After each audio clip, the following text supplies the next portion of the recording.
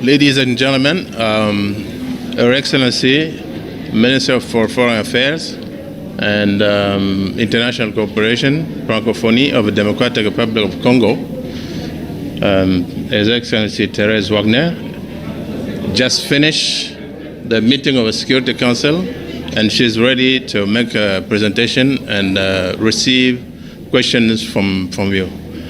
Your Excellency, you have the floor.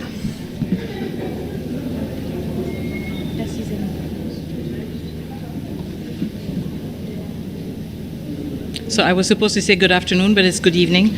Ladies and gentlemen of the press, today I address the UN Security Council on the grave situation in the Democratic Republic of the Congo for the second time in 48 hours. We are at a critical juncture, and I felt it was my duty to reiterate on behalf of the government and the people of the DRC the urgent need for decisive action by the Council. I welcome the fact that the Council has recognized Rwanda's responsibility for the violation of our sovereignty and our territorial integrity, as well as the violence currently unfolding in Goma. However, words have not been enough to end the human suffering and the aggression and onslaught on Goma. It is now time for the Security Council to act. Millions have been displaced, thousands are trapped in the besieged city of Goma with restricted access to food, water, electricity, security. Countless lives have been lost. Enough is enough. Rwanda cannot be allowed to continue to act with impunity, and I therefore called on the Council to act in defense of the principles of multilateralism and international law. The DRC welcomes the decision by Germany, not a Council member, to cancel its planned meetings next month on development aid with Rwanda and to urge Rwanda and the M23 to withdraw their troops. This is an example of the kind of action that we are calling for the rest of the international community to take, whether they are Council members or not. The Security Council should take note. They cannot remain silent or inactive any longer. As I stated in the Security Council today, we demand 5 immediate actions, very actionable and very precise. Firstly, the unconditional withdrawal of Rwandan troops from sovereign Congolese territory. There is no path to sustainable, peaceful resolution without this crucial step.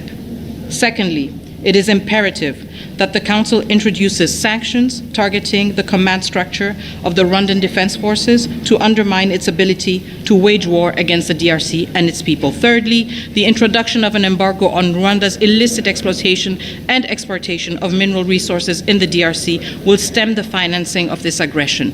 As a reminder, the United Nations Group of Experts report, the last one, indicated that over 150 tons were illegally mined on a monthly basis and exported by Rwanda under the label of Rwandan minerals.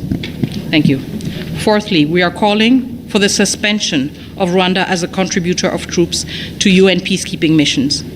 We need to end the double standard, where Rwanda is able to contribute to UN peacekeeping forces while its troops kill members of the MONUSCO mission and the SADC mission. In less than 4 days, over 14 peacekeepers were killed, and this in absolute impunity. Finally, there must be total transparency in arms transfers to Rwanda in order to stem its ability to stoke further violence. This aggression is not only a threat to the DRC, but also to the entire region and the principles enshrined in the UN Charter. It is time for the United Nations Security Council to act decisively and send a clear message that Rwanda's aggression and impunity will not be tolerated. As I said to the Council, the rules of multilateralism apply to us all. There is no Rwandan exceptionalism. Thank you.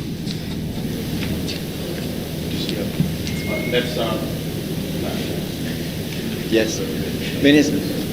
Minister Stefano Vaccaro, La Voce di New York Ital Press. We heard what the Security Council, they did a lot of speeches about which of the P5, which one is not doing and didn't satisfy you or what you expected, and why the Security Council is still not doing what you expected the Security Council to do. We took note of the statements made by all the members of the Council, P5 and non-permanent members. We also know that there are these public statements, but right now the Council is also meeting behind closed doors. And so what counts for us, most importantly, is the outcome of those deliberations. It is important, of course, to hear permanent members and non-permanent members be very explicit. We noted a change in tone in some of the speeches that we heard today compared to 2 days ago. We welcome it. Of course, we deplore the fact that it had to come at the cost of more human lives. And what we are focusing on right now is the result of the deliberations of the Council. Just a quick follow-up is for the public that listen to you. Can you tell us what, for example, what member improved in the speech? Can you do some specific here? I don't have a full... Who is making things slowly? Who should hurry up? Well, I think watching the deliberations once more should be indicative enough. I think the reports that we have from the ground, the very compelling brief that was given by the DSRG, Vivian van der Perre, gave us a good impression of the realities everyone is facing.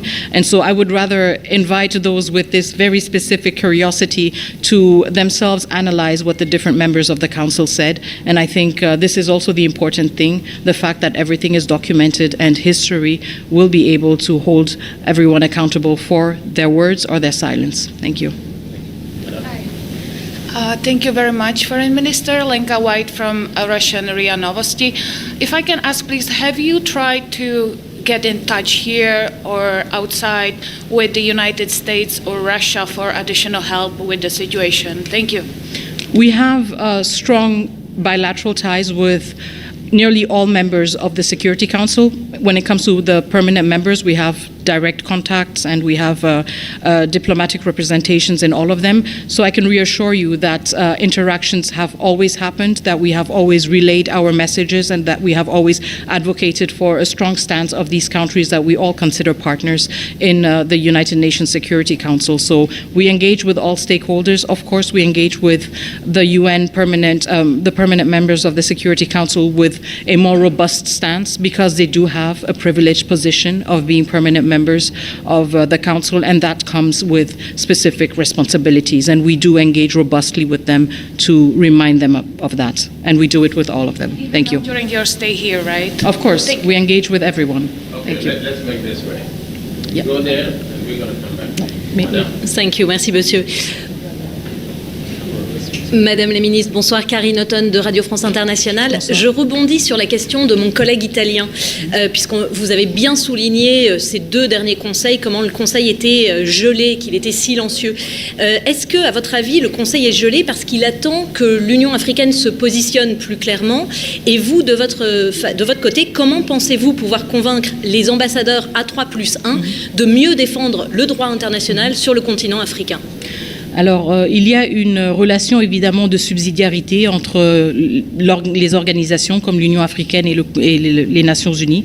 Donc, nous tenons compte de cela, mais en même temps, quand nous venons parler au Conseil de sécurité, nous le faisons parce qu'il s'agit de paix et de sécurité internationale. Je l'ai dit pendant mon discours, nous sommes très clairs là-dessus. Il n'y a pas de solutions africaines qui ont pour résultat de rester inactifs, de rester passifs et de ne pas réagir quand des femmes, des enfants sont tués et sont martyrisés. Et donc notre message, il est le même au niveau de l'Union africaine et au niveau du Conseil de sécurité. Nous attendons des actions fermes qui sont aussi à la hauteur des ambitions que chacune de ces organisations se sont données et chacun de ses membres a la responsabilité de réaliser et de respecter. Avant de quitter New York, est-ce que vous allez revoir les ambassadeurs, les représentants des 3 membres africains du Conseil, la Somalie, l'Algérie, le Sierra Leone et aussi le Guyana?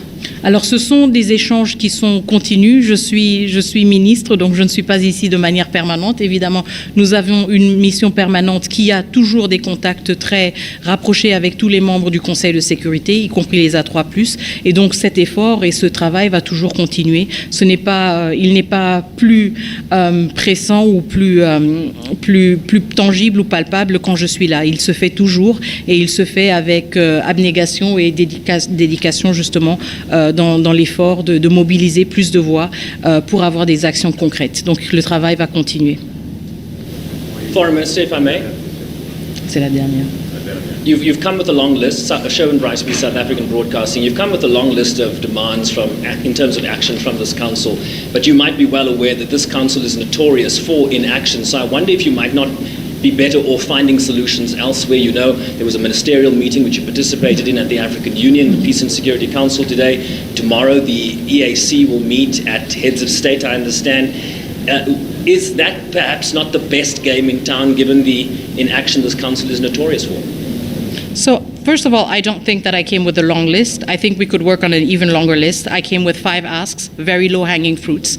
So I think we were very reasonable and we were very constructive. I think if we wanted to obstruct and if we wanted to disrupt the work of the council, we could have come with a different list. But we have come with a list built on the results of the last report of the group of experts, not reports issued by the Congolese government, but with a direct link with what the group of experts has identified: natural resources, violation of territorial integrity, violation of no attacks or of not attacking peacekeepers, also the illicit exploitation of natural resources, and the transparency in arms transfer. These are measures that the Security Council has used in many other occasions.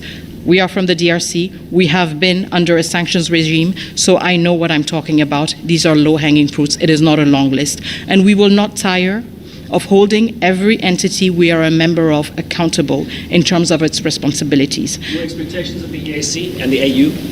We have expectations with all these organizations because each of these organizations has values and principles and must uphold them and hold its members accountable when they fail to do so. Okay, dernière, s'il vous plaît. Madame, dimanche, vous demandiez, entre autres, des sanctions ciblées à l'endroit de Kigali.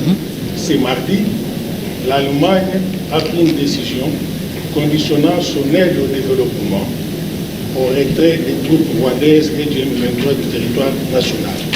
Considérez-vous cette action allemande comme un pas décisif pouvant inciter les autres capitales à agir de manière ferme contre le Rwanda? En tout cas, c'est une décision que nous saluons et que nous avons reçue avec satisfaction parce que justement, c'est une décision qui nous montre que des pays membres ou non membres du Conseil de sécurité peuvent prendre des actions très concrètes, peuvent prendre des actions en fonction de leurs relations et des outils dont ils disposent. Et nous espérons sincèrement que cette action courageuse va aussi motiver tous les pays membres de la communauté internationale, qu'ils soient au Conseil de sécurité, qu'ils soient au niveau de l'Union africaine ou dans d'autres organisations, à justement réfléchir sur ce qu'ils peuvent faire pour mettre fin à ce drame qui a duré bien trop longtemps. Donc nous saluons cette initiative, mais nous ne pensons pas qu'elle devrait être isolée, nous pensons qu'elle devrait être l'inspiration d'autres initiatives robustes et informées par les capacités et les mécanismes dont chaque pays et chaque organisation dispose pour justement s'assurer que le droit international soit respecté en République démocratique du Congo, mais à travers le monde aussi. Merci beaucoup.